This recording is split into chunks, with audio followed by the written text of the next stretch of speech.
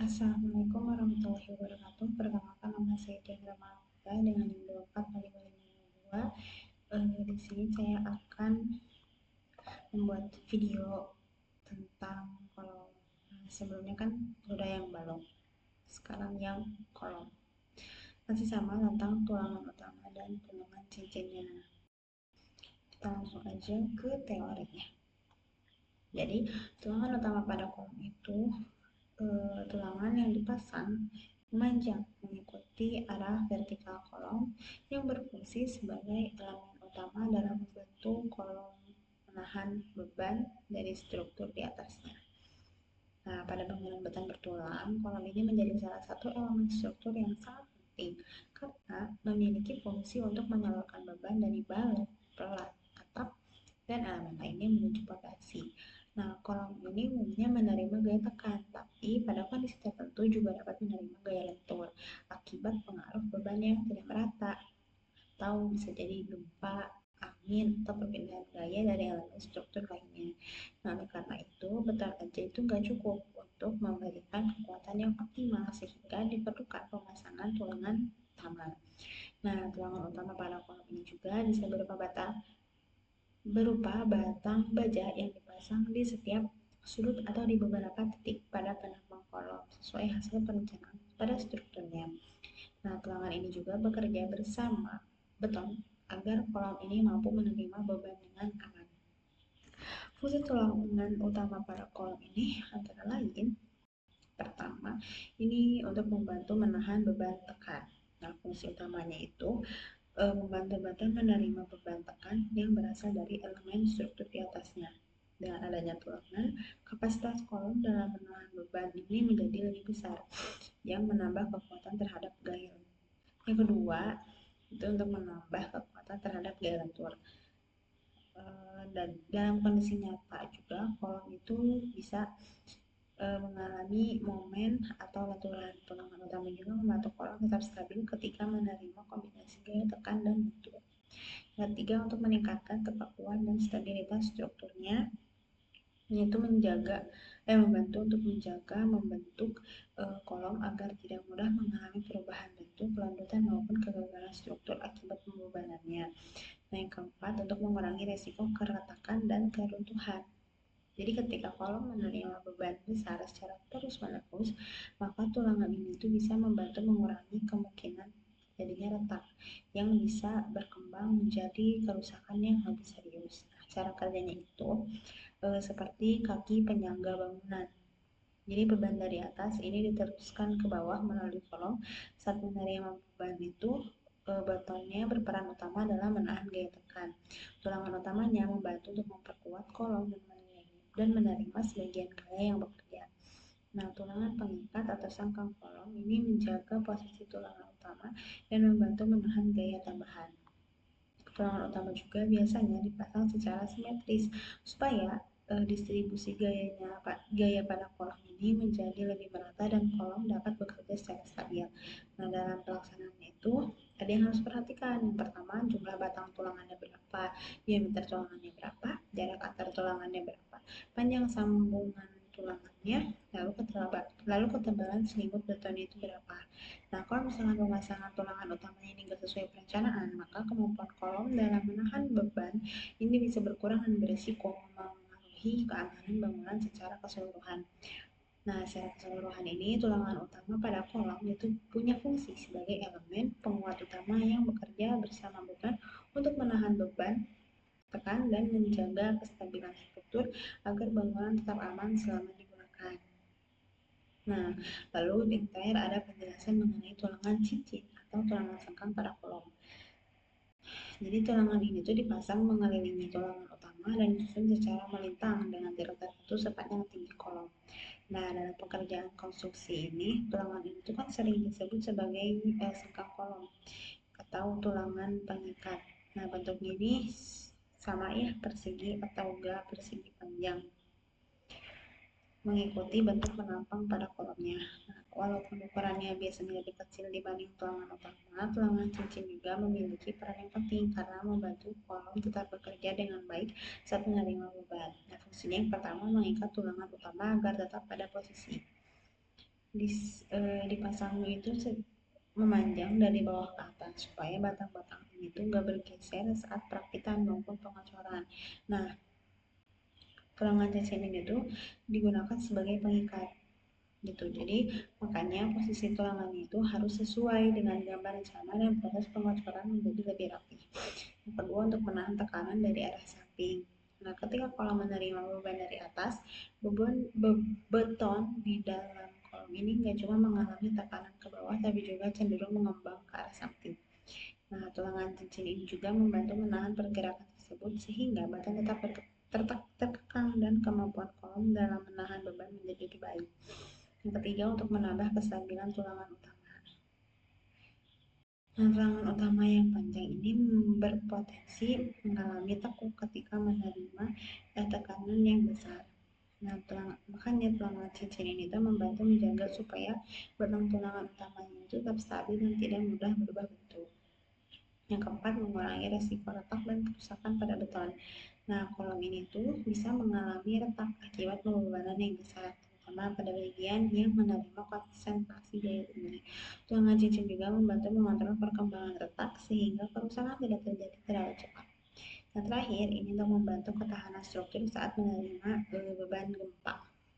Jadi, pada bangunan beton bertulang, tulangan cincin ini juga berperan dalam meningkatkan kekuatan dan duktilitas kolom, yang dimana kolom ini tuh menjadi lebih mampu mengalami deformasi tanpa langsung mengalami keruntuhan ketika menerima beban berupa atau beban berulang atau getaran. Nah, kalau misalkan tulangan utama pada kolom ini berfungsi sebagai elemen yang menahan beban utama, maka tulangan cincin ini juga berfungsi untuk menjaga dan mendukung supaya tulangan utama ini dapat bekerja dengan baik. Nah, yang harus diperhatikan ketika pemasangan itu, yang pertama jarak antar sengkang, diameter, terus bentuk kait pada ujung sengkangnya, yang terakhir itu kerapatan sengkang terutama di daerah sambungan kolom balok. Nah, kalau misalkan jarak tulangan cincin yang terlalu renggang atau pemasangannya tidak sesuai, kolom bisa kehilangan kestabilannya dan kemampuan menahan beban menjadi berkurang. Nah, jadi secara keseluruhan, tulangan cincin pada kolom ini berfungsi sebagai pengikat tulangan utama sekaligus membantu menjaga kekuatan, kestabilan, dan keamanan kolom selama bangunan digunakan. Nah, untuk perhitungan kolom itu sama kita menggunakan data dari ETABS. Jadi, kita emang harus acuannya dari ETABS itu ya. Nah, kalau misalnya dari dapat angka-angka ETABS-nya, kita bisa lihat gitu. Kita bisa masukin gaya dalam yang bekerja pada kolom. Jadi dari TFC ini tuh memungkinkan kemungkinan momen ujung awal kolom. Nah, tanda minus ini tuh menunjukkan arah momennya berlawanan dengan konvensi programnya sebesar minus 124.866,431. Lalu ada MCF, ini tuh momen pada salah satu ujung kolom sebesar 45,8. Lalu ada MFC, ini tuh momen pada ujung kolom lainnya sebesar 1668,505. Lalu ada VC, ini tuh gaya geser yang diterima oleh kolomnya sebesar 809722,5. Dan VF ini juga sama, gaya geser di ujung lainnya. Nah, ini Q-nya 0. Lalu ada pihak CC-nya, ini mutu beton yang dipakai, jadi artinya itu kuat tekan betonnya sebesar 25 MPa. Nah, untuk FY-nya 400 MPa, ini tuh mutu baja tulangannya, yang dimana baja mulai meleleh di tegangan 400. Lalu ada reduksi lenturnya sebesar 0,8, ini tuh faktor pengurang kekuatan saat menghitung kapasitas lenturnya. Lalu reduksi aksial 0,65, yaitu faktor reduksi untuk gaya tekan aksial kolomnya.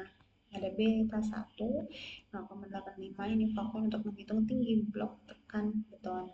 Ada elastisitas tulangan atau ES, ini modulus elastisitas baja. Ada Romax, ini tuh regangan maksimum bajanya 0,0203. Lalu rominya yaitu regangan tekan beton maksimumnya minimumnya maksimum 0,0035. Nah, ini itu biasanya digunakan untuk menentukan apakah kolom ini sudah mencapai kondisi aman atau belum. Nah, di sini masuk ke dimensi kolomnya, yaitu lebar kolom atau BW-nya 350 mm atau lebar penopang kolomnya. Terus ada tinggi kolomnya 450 mm atau tinggi penampangnya. Lalu di sini ada diameter tulangan.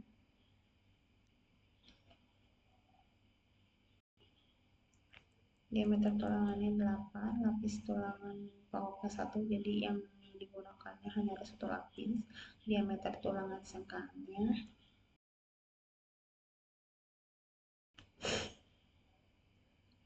itu ya sebesar 8 mm. Terus ada di aksennya itu 58 mm. Itu adalah jarak dari tepi tekan ke pusat tulangan tekannya. Lalu ada D-nya atau tinggi efektif kolomnya 392 mm. Panjang baloknya panjang kolomnya 3000 mm atau 3 meter. Nah, kalau udah ini masuk ke perhitungan tulangannya, tumpuan CF. Oh salah teman-teman, ternyata ini filenya. Nah ini si datanya, ini masih contoh yang dosen saya kalau nggak salah. Ini yang benarnya gini, kita pakainya. Sebenarnya ini pengertiannya sama ya, yang ini tuh, makanya yang ini. Nah didapat momennya itu ini, yang momennya itu ini ya 17, gitu. Ini kurang lebih sama kayak yang balok ke angkanya, tapi emang ada yang beda sih. Di aksen H-nya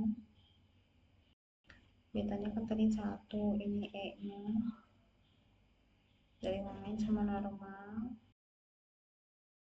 dibagi tinggi, X-nya dari E normal, terus FC dan reduksi lentur. Lalu Y-nya sama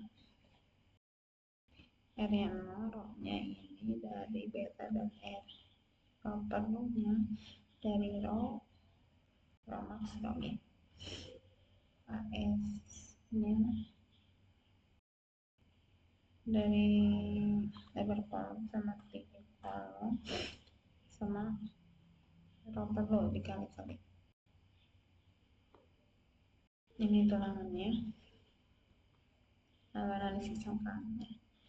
IC-nya itu dari F aksen C sama lebar kolom. Ini sama ya. Ini dibagi 2, dibagi 4, dibagi